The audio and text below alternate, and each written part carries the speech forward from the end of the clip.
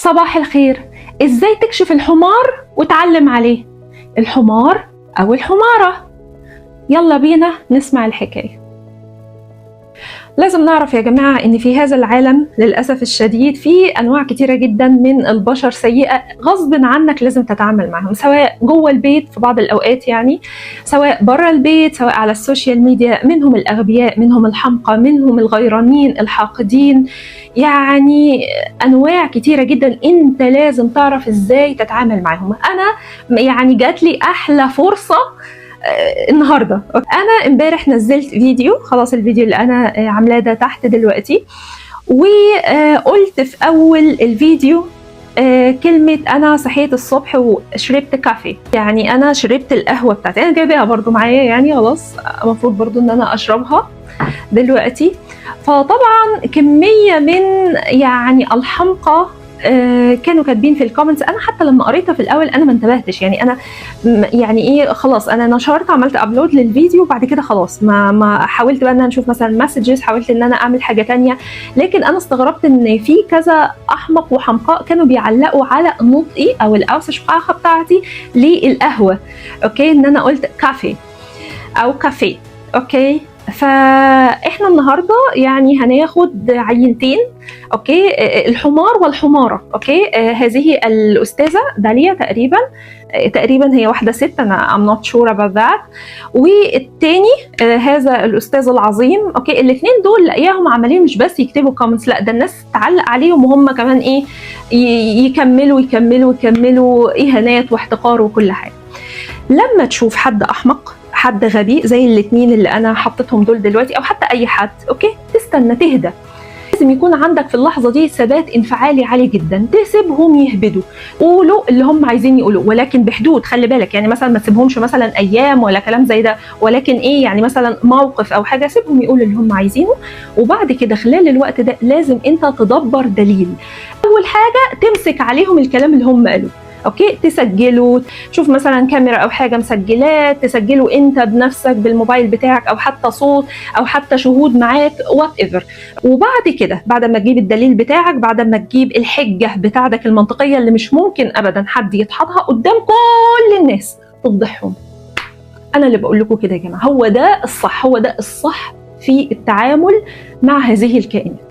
الناس دي ما ينفعش ان انت مثلا تروح لها مثلا بينك وبينهم، او حتى تروح للناس اللي اتكلموا معاهم مثلا، لا، انت تسيبه لغايه ما يقول كل حاجه، وتمسك عليه كل حاجه، والناحيه الثانيه تظبط له الحجه والدليل. واوعى تقول الكلام ده بشكل فردي كده او بشكل سري، مثلا الكلام ده غلط خالص. تستنى لغايه ما مثلا ايه، يبقى مثلا في اجتماع مثلا في الشغل كبير، او مثلا زي ما انا عامله فيهم دلوقتي مثلا على السوشيال ميديا، الناس كلها هتسمعني. اوكي، يعني لازم يكون في صرح كبير جدا جدا، وبعد كده تقول.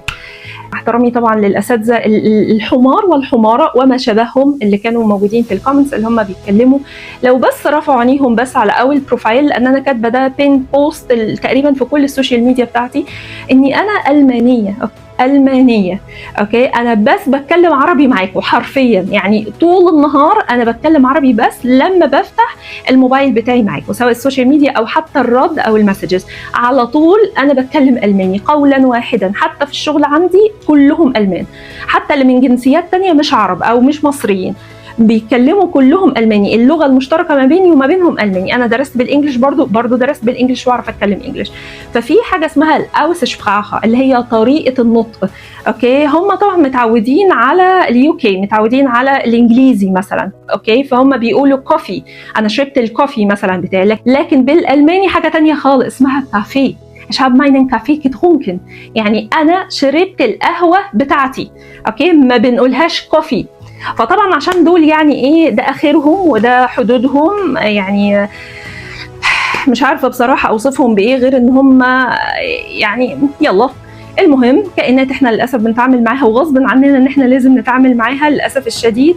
فما صدقوا قالوا الكلمه دي، ما صدقوا ان هم سمعوها مني، فبدل مثلا ما يدوروا ليه مثلا انا قلت كده، ممكن مثلا ما انتبهتش وانا بقول. اوكي، ما انتبهتش، يعني ساعات الواحد بيبقى متحمس ان هو يتكلم مش عارفه ايه، فممكن بعض الاخطاء اللفظيه يقولها، لكن لا، هم تصدقوا فلازم.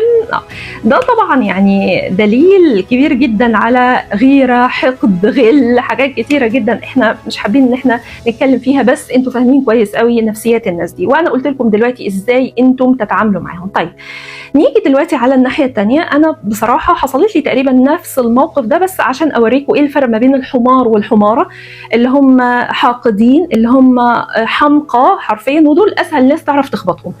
اسهل ناس تعرف تخبطهم اللي دماغه فاضيه ولسانه على طول بيتكلم. الاحمق اللي هو ده هنا ما فيش خالص نول، واللي بيتكلم كلام كتير كتير كتير، فهيوقع نفسه وهيبهدل نفسه. انت بقى وظيفتك انك تسمعه، تمسك عليه وتعرف الناس ان الشخص ده احمق، ان الشخص ده غيران او حاقد او احمق او وات ايفر. انا هوريكم بقى الجانب التاني عشان اعرفكم ايه الفرق ما بين الناس المحترمه والناس اللي ايه يعني غير سويه. انا حصلت لي نفس الموقف ده. انا كنت بتكلم على حاجه في المخ، اوكي، في فيديو قبل كده يعني مثلا من كام شهر مثلا فاتوا، فقلت حاجه اسمها الاموجدالا، اوكي، دي اللي هي اللوزه الدماغيه. انا كنت اعرف طبيبه موجوده في اليو اس اي في امريكا، فلقيتها بعتت لي وقالت لي انا كنت بس عايزه اسالك على حاجه مهمه، انت درستي طب؟ انت دخلتي فعلا كليه طبيه؟ قلت لها ايوه. اوكي كده، وانا فعلا يعني انا بثق في هذه الشخصيه جدا، يعني هي فعلا الدكتوره دي فعلا انا بثق فيها جدا جدا. قلت لها لو عايزاني اوريكي حتى الشهاده بتاعتي انا ما عنديش اي مشكله، وهي شهاده معتمده حتى كمان في اوروبا كلها، يعني مش بس المانيا. فاي شهاده هنا من جامعه معترف بيها هنا في المانيا هي معتمده في جامعات في الدول الأوروبية كلها 26 دولة، وهي جامعة حكومية ومش جامعة خاصة ومش جامعة أي كلام يعني، أوكي، جامعة حرفيا ليها رانكينج على العالم، أوكي. فأنا قلت لها أيوة، قلت لها لو عايزاني أجيب لك الشهادة، هي أصلا متعلقة، يعني بحترمها جدا، وأنا يعني إيه مش خايفة منها، ما عنديش أي قلق منها مثلا إنها تستخدم مثلا المعلومات بتاعتي أو بياناتي أو حاجة. فراحت قالت لي لا بس أنا لاحظت إن أنت بتنطقي الكلمات غلط، إزاي حد بينطق بعض؟ قالت لي انا سمعتك اول مره، فقلت يمكن انت مثلا متحمسه شويه بتتكلمي مثلا بسرعه فانت ما انتبهتيش، بس لما الموضوع اتكرر لقيت، قلت لا ده هي اصلا كانها مش دارسه اصلا، ده هي مش عارفه تقول الكلمات، اوكي. فقلت اسالك، شوف الناس المحترمه الاول ادتني عذر، بعد كده لما الموضوع اتكرر ما كتبتش كومنتس، ما دخلتش من اكونت فيك وكتبت، ما فضحتنيش مثلا وسط زمايلي مثلا او اصحابي، ولكن هي جت سالتني بطريقه محترمه ومباشره.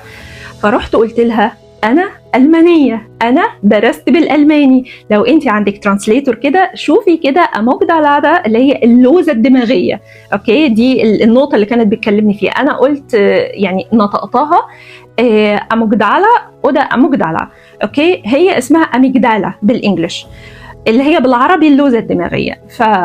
فقلت لها لو انت شفتي كده ترانسليتور هتلاقيها الاوسشبراخه اللي هي طريقه النطق بالالماني بتبقى مختلفه خالص، في كلمات كتيرة جدا مشتركة بين الألماني والإنجليش. أولا الحاجات أصلا الميديكال دي كلها لاتين أو جريك، يعني يونانية أو لاتينية، أوكي، فإحنا الاثنين مشتركين فيها تقريبا كل اللغات اللي في العالم، أوكي، لكن طريقتنا في النطق بتبقى مختلفة.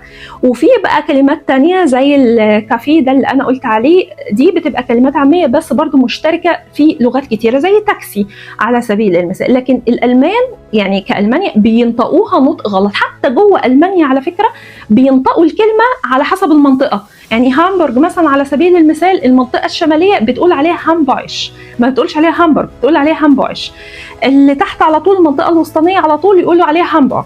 بايرن مش عايزة أقول لكم بيقولوا عليها إيه عشان بس ما تكرهوش بايرن أكتر ما إحنا بنكرهها. المهم فحتى كمان جوه البلد ليهم طريقة معينة في النطق، فدي الطريقة الألمانية. فانا فهمتها الكلام ده كله، وهي حتى معايا على التليجرام لقيتها عماله تكتب فعلا وسمعت، بس قعدت بقى تعتذر لي كتير وقعدت تضحك معايا. ولما تفهمت الموضوع يعني ايه فهمت ان فعلا انا كان عندي حق، وان انا طبيعي ان انا وانا بتكلم اول حاجه تيجي على ذهني الالماني اللي انا بتكلم بيه بشكل عام. انا بحاول بقدر الامكان ان انا اتكلم عربي عشان كل الناس تفهمني، بس لو في حاجه فعلا انا مش عارفه لها عربي فبقولها بالانجلش او الالماني، فاول لغه بتيجي على ذهني هو الالماني. وساعات ما باخدش بالي، يعني لما بعمل بقى اديتنج او كده بقول انا قلت الكلمه دي، فاكتب مثلا معانيها مثلا جنب معانيها جنبي مثلا او حاجه ككلمه كده عشان الناس تفهم انا بقول ايه.